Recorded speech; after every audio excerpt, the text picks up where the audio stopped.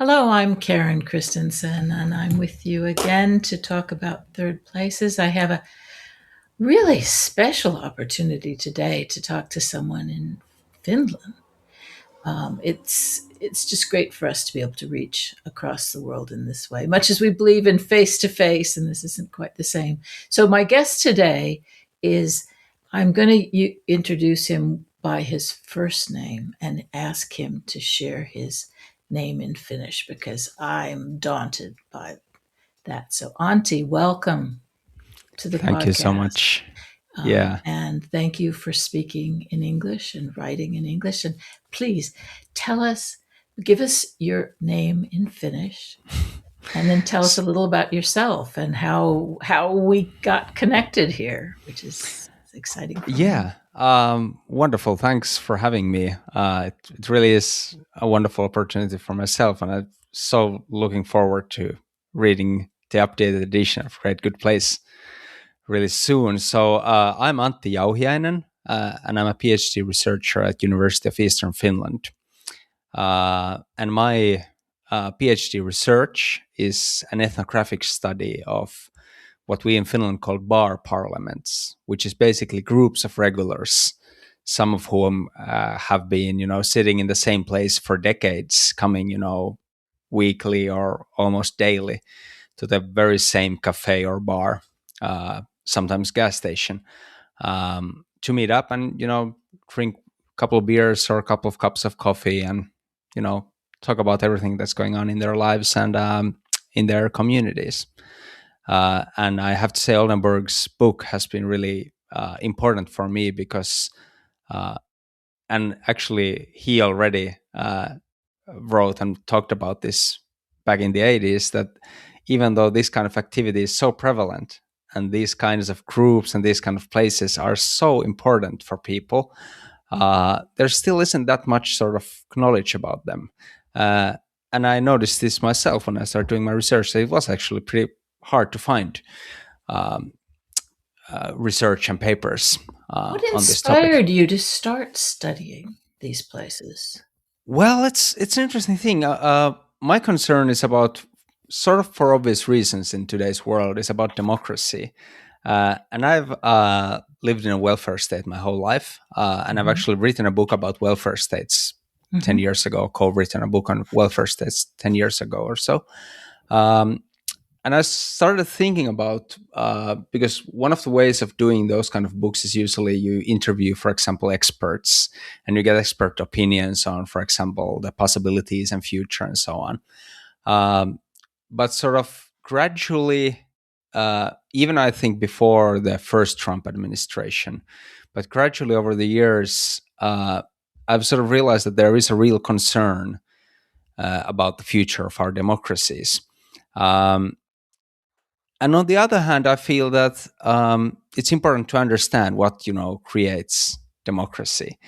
Um, and I started thinking about it. And first, I was really pessimistic. But then, when I, for example, looked around in Finland, I realized there is a lot of people are still doing a lot of stuff, even though it isn't necessarily sort of political per se.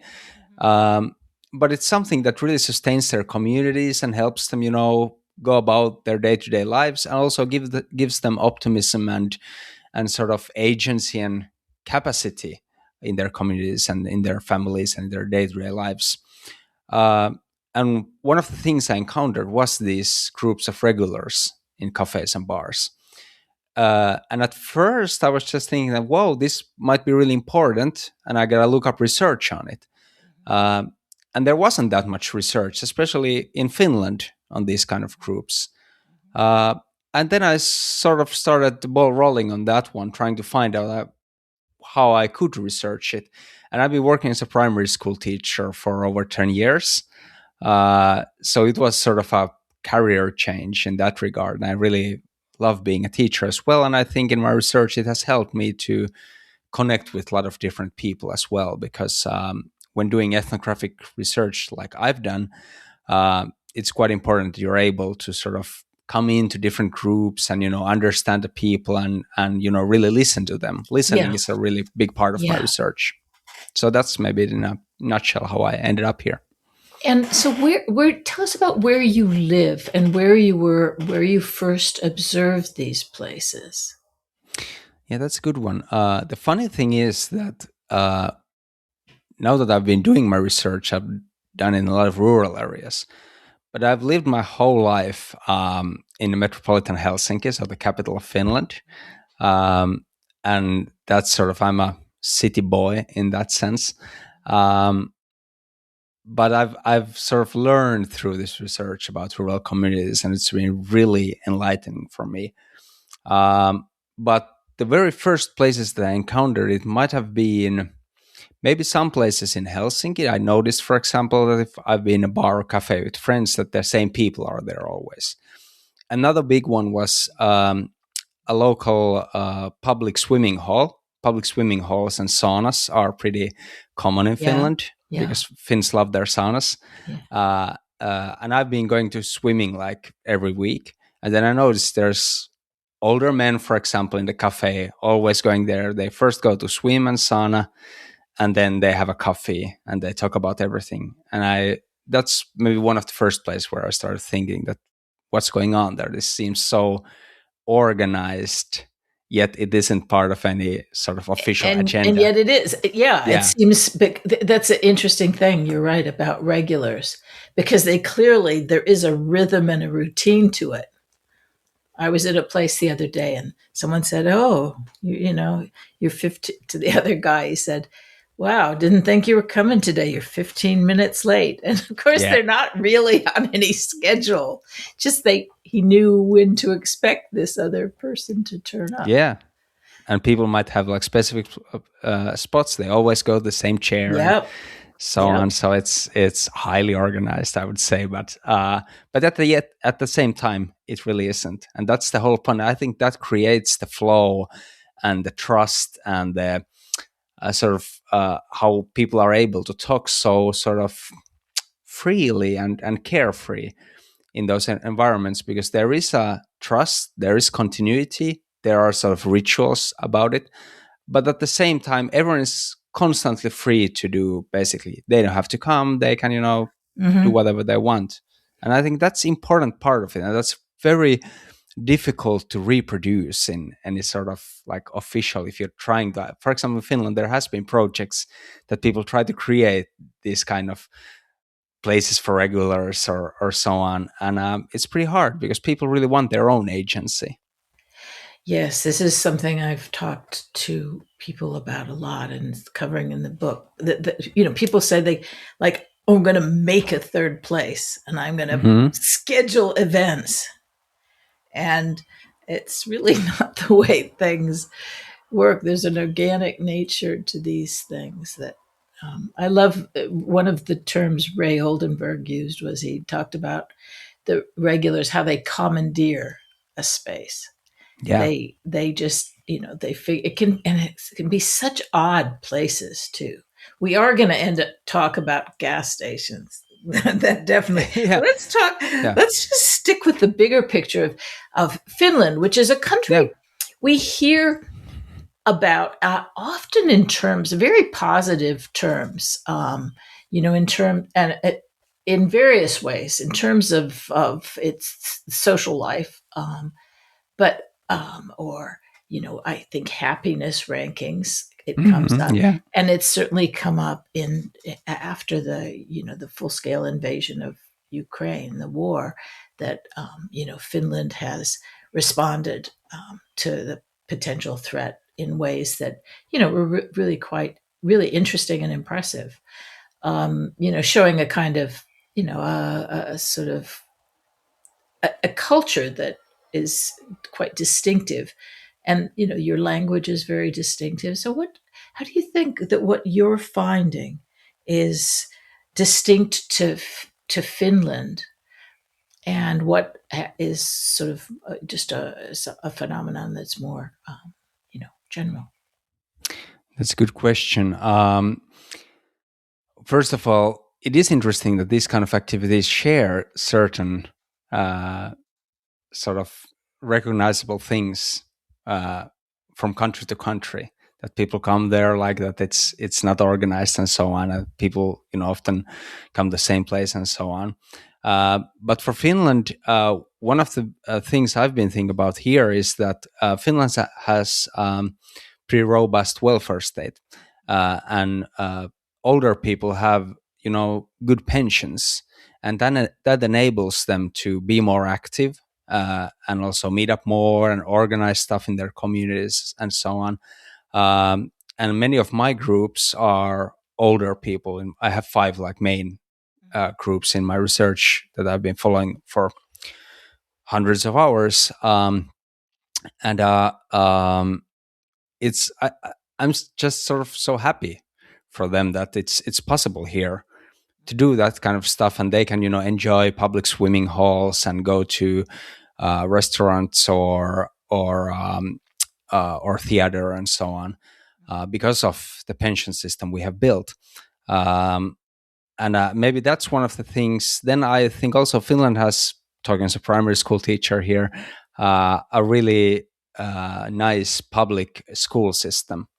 And these people growing up, especially older people living up in 60s and 70s, they have really enjoyed sort of what I would call civilized society. They have learned to read books and talk about current issues and so on.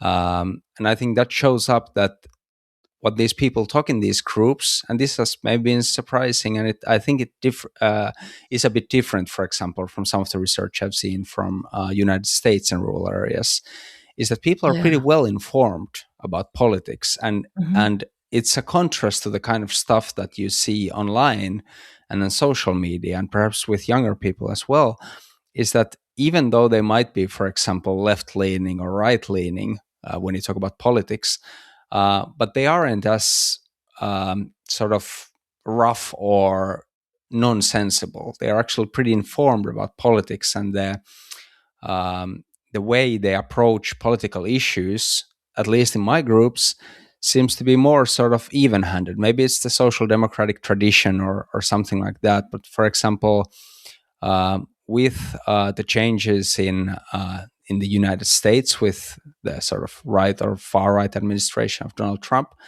and with the war in Ukraine, some of even the sort of, I was a bit surprised because I was sort of expecting maybe a more what you term polarization or something like that.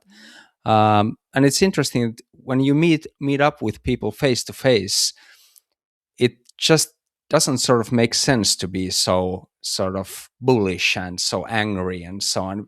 I've actually interviewed with some of the people in my research and asked them, but have you had people who were really like angry or, and then the people might explain to me, or the people in the group say that, well, if someone comes there every time like really bullish about some political issues, people try to sort of calm them down a bit, that we're just having a coffee, you don't have to shout about everything. And I think that speaks, I think, for the benefit of these kind of places. It doesn't mean they are non-political. Of course they aren't. Of course these people talk about political issues and have an approach to them and their own sort of morals and values. But I think it differs a lot from what we see in social media. And I was glad. It was a bit surprising to me because I was expecting, based on maybe some of the research from the United States and so on, that might be more sort of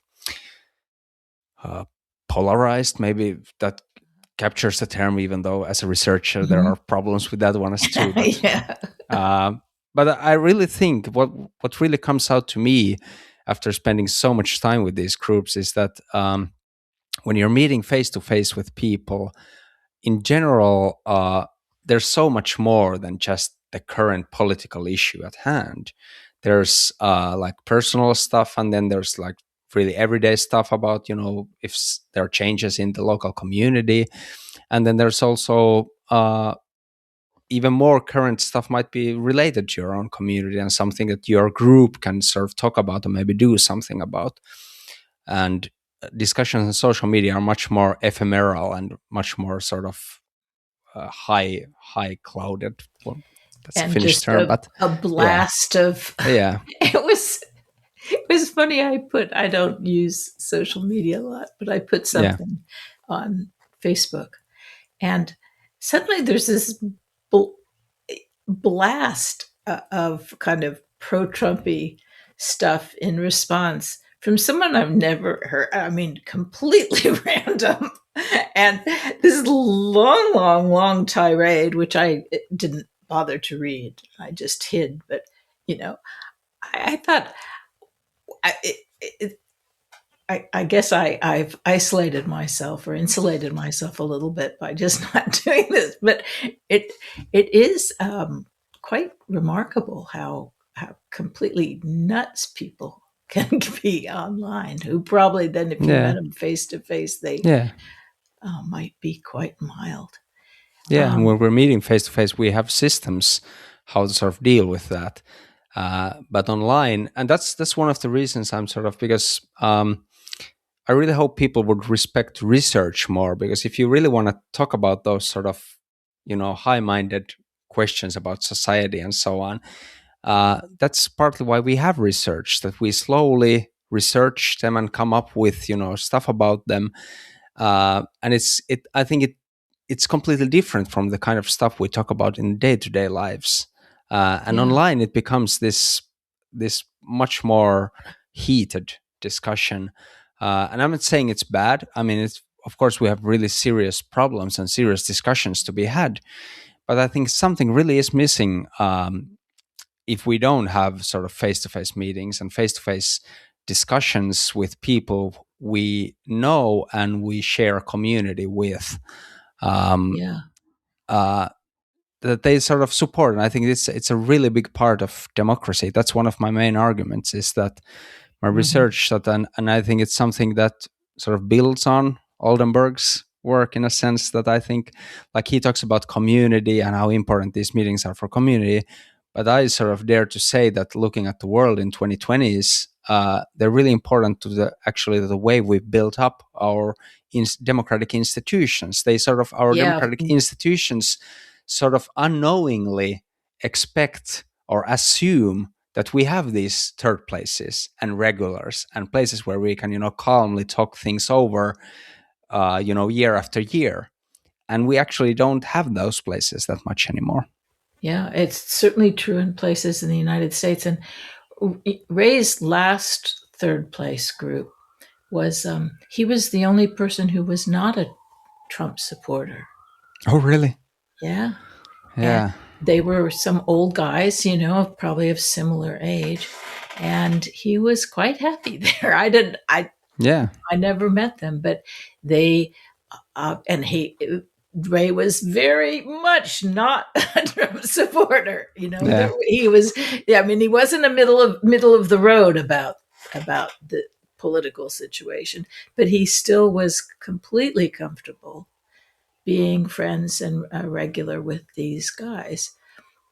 And that kind of thing. I think that kind of ability to connect with people in spite of difference, because understanding that we still have things in common is super important. Yeah, Now, I'm going to ask you. Yeah, I need to explain it, because you're an expert on. You've written a book about the welfare society, welfare state. And I think that there are plenty of American listeners who simply don't know what that means. What it's like. Well, welfare state means that you have higher taxes, but you have to pay so much for tuition or daycare or hospitals. That's the very blunt way to put about it. Because this is something I've talked with my friends living in the United States, that when we add up everything, that, I have to pay more taxes. But on the other hand, they don't have to pay so much taxes, but they have to pay all sorts of different fees to, for insurances and daycare and tuitions and so on. Whereas in Finland, we have systems set up for now. I think it's a big shift that's happening in general, is that the idea of welfare states is under attack, because, of course, it's more profitable for companies, for example. Correct. Well, I wouldn't actually say in short term. I would say in short term, because companies in Finland and for example, in Nordic countries have been hugely profitable despite the welfare states. And I would argue that actually welfare states actually really help businesses, and a lot of businesses argue for that as well.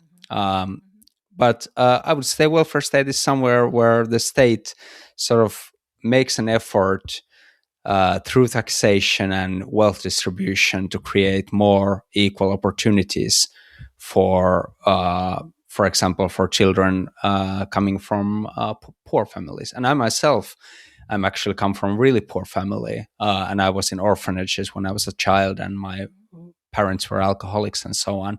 And I think part of that has influenced my view on welfare states is that at some point I realized that if I had lived in another kind of state, I might have ended up in a really bad situation. Whereas now I was able to go to university and everything, despite coming from a really poor family. Yeah, certainly here the level of anxiety that one hears about affordability. People say affordability in general. They really mean housing. They mean daycare. They mean education for their kids, and worry about housing is a huge thing. I mean, people talk more. You hear about food prices, but actually Americans don't spend a lot on food, in terms of a percentage of their income compared to many countries. But we do, and we have the issue of healthcare, which is such a source of enormous stress for people, because you don't know, because it's both really expensive to insure, but then there are unexpected costs, and it creates such a sense of anxiety in people that I think leads to a lot of the conflict that we see. Yeah, and it was something that in post-war Finland, the Second World War was really sort of harsh for Finland, because we really had to fight tooth and nail against Soviet Union to be able to preserve our independence. And I think there was a general sense back in those days that we really have to take care of everyone in order to survive. And those are the ideas behind why we build up welfare state. And I think I'm maybe optimistic by nature, but despite these kind of harsh times we're living through, I really think that they might, even in the United States, people might sort of learn over time something from this. And this has been something that's inspiring for me to have been able to do research with older people in my research, that these people have a sort of perspective over generations. And they can, for example, approach something like Vladimir Putin or Donald Trump in a sense that, these guys come and go, that, they huff and they puff and they create all sorts of mess. But at the end of the day, someone else has to come and clear up the mess and do the responsible thing. And this has been a sentiment that I, for example, from my research people, that a lot of those echo, despite being left or right wing. They, at least in Finland, they sort of view that, when you're an older person, you realize that these kind of, waves happen. And I think it's a wise approach to democracy. And if we want to build a sort of long-term society, instead of, really living in that here and now everything must change or something, more calm approach. And I think welfare state protects that as well. Well, there certainly are things that we can, models that you have in Finland that I think are really important. And one of the things, although Ray and I never talked about sauna in particular, he did bring up he'd heard of geothermal baths in Iceland and wanted me to look at that. And I think Turkey baths are a big thing as well. Baths, once I started to look at public baths, Japan, some examples in China, the Middle East, the public bath, and England has an amazing array of really marvelous public baths that are being restored. Not the same tradition around them, quite that, but tell us about the Finnish tradition, and how does that relate then to what you're finding with the Bar Parliament? A term that I need to know, is that a term that's familiar in Finnish, or did you coin that? I think it's very familiar in Finland. It's something we use here. It's like it's bar or coffee parliaments. So and it's I think in some other languages there is something similar, because it comes from the sort of very simple observation that there's a group of people talking excitedly, and they're usually around a round table, and there's just something that sort of makes it feel like a parliament. It's a great one, which I will be mentioning, and Ray Oldenburg really would have enjoyed. It's a funny one, because something I struggle sometimes with is that, because these groups really aren't official. That's like the main thing, that they aren't organized, they aren't official, they aren't flying under any flag of any parliament, so to speak. But I think that's just a sort of funny juxtaposition. I think that they are our parliaments. And I like to say that, Finland is a land of 1,000 lakes, but we're also a land of 1,000 parliaments. These groups gather around everywhere, and they are our parliaments. But coming to saunas, I have to say that there's a lot that resembles these, and I hope it's a thing for my future research, because it's quite difficult to research, because it's such an vulnerable place when you're in sauna. And people have it's really interesting, because the heat also sort of sets a time limit to discussions. And they're really sort of interesting stuff. And every time I've gone to rural areas to do my research, I've always made a point to visit the local public baths, and most communities or towns in Finland have them, and to sort of sit around in sauna and sort of secretly listen and make notes afterwards about discussions, so that I can learn. And there's so much, people talk about local politics and just, their lives and divorces and everything in sauna with people they don't know. And then there's also the kind of third place activity going on, that certain guys might go the same sauna at the same time, every, regular days, that on Tuesdays and Thursdays they go at 10 a.m. to sauna. So there's a lot of that. I think they are really important here. And how many of them are there? Are they really easy to find? Public saunas, like what we call in Finland like folks saunas, or like that are available to everyone. I think there's a couple of hundred of them in Finland. There are a lot of them, and Finland built a really nice network of public swimming halls in the 60s and 70s, and all of those, of course, have a sauna.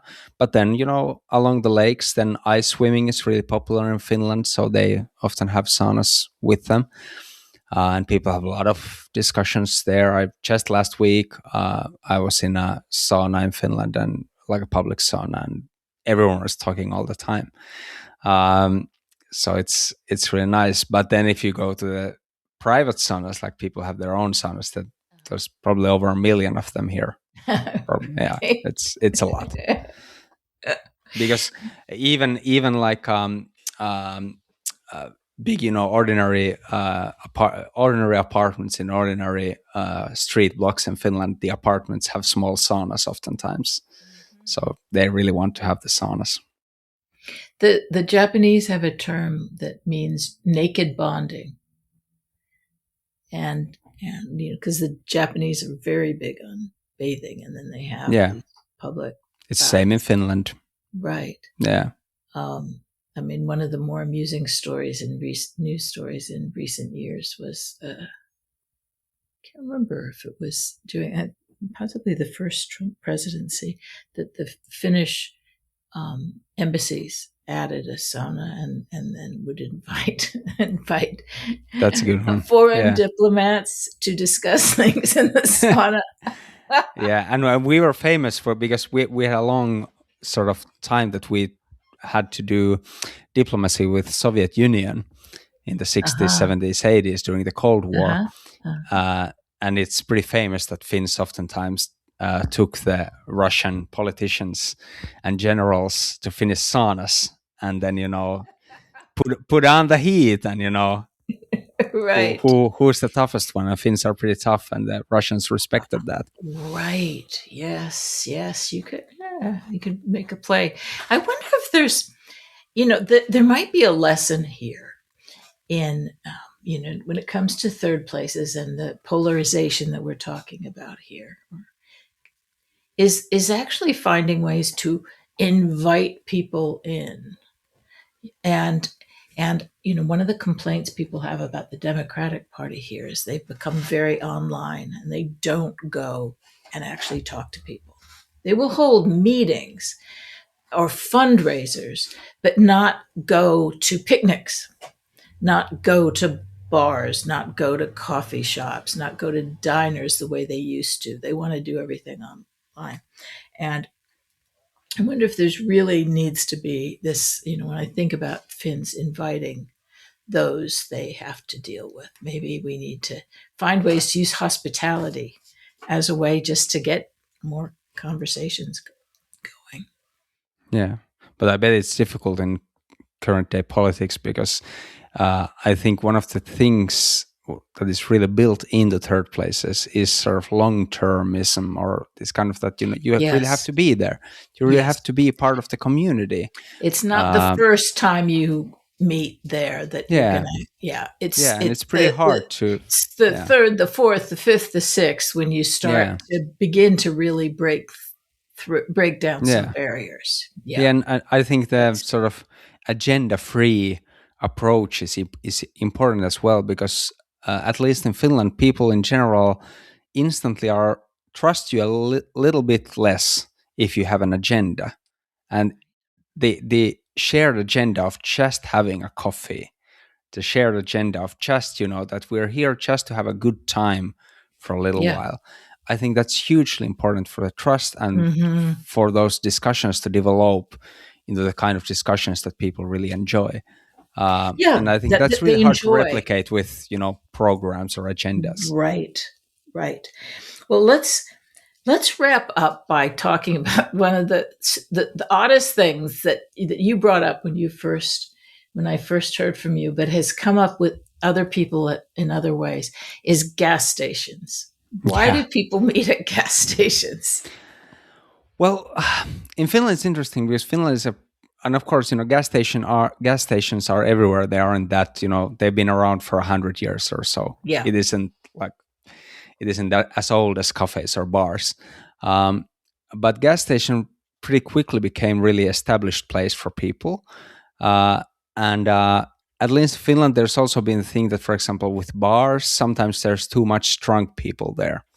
So it doesn't work for those kind of everyday, because people go there to, do a big evening and drink a lot, and sometimes that's not good for the kind of third place kind of meetings. Even though sometimes it can work very well. But with gas stations, and then the other part is that Finland has a very different coffee culture from, say, Central Europe. Central Europe has really this nuance and good coffee and fine beautiful things, maybe a bit of more of an upper class thing.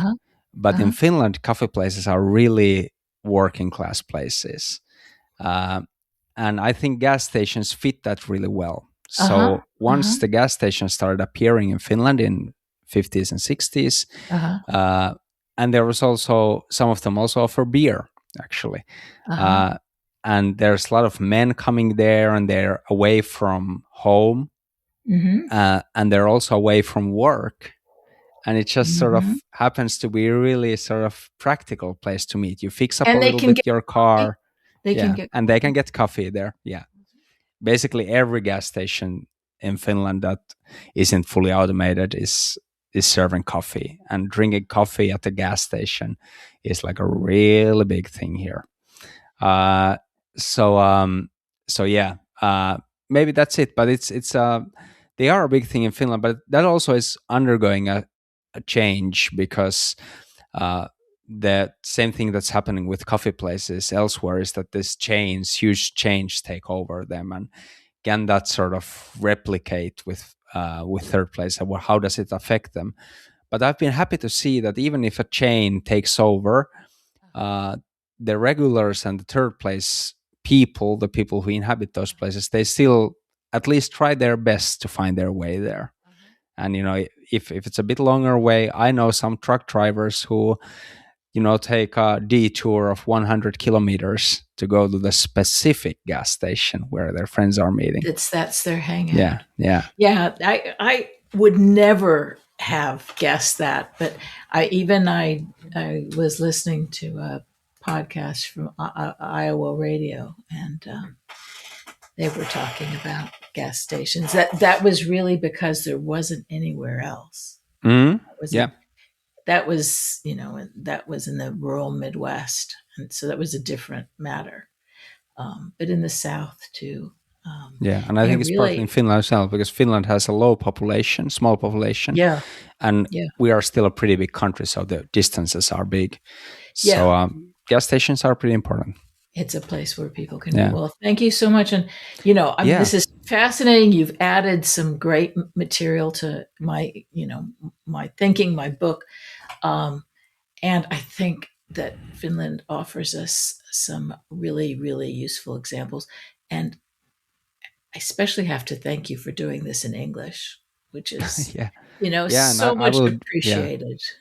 Yeah, and I've been really happy to talk. And like I said, I'm really looking forward to updated edition, because it's Ray's old book is so sort of, I think everyone should check it out, at least browse through it, even though they're not researchers or anything. It's just such a window to the way we live our lives that it's useful for everyone.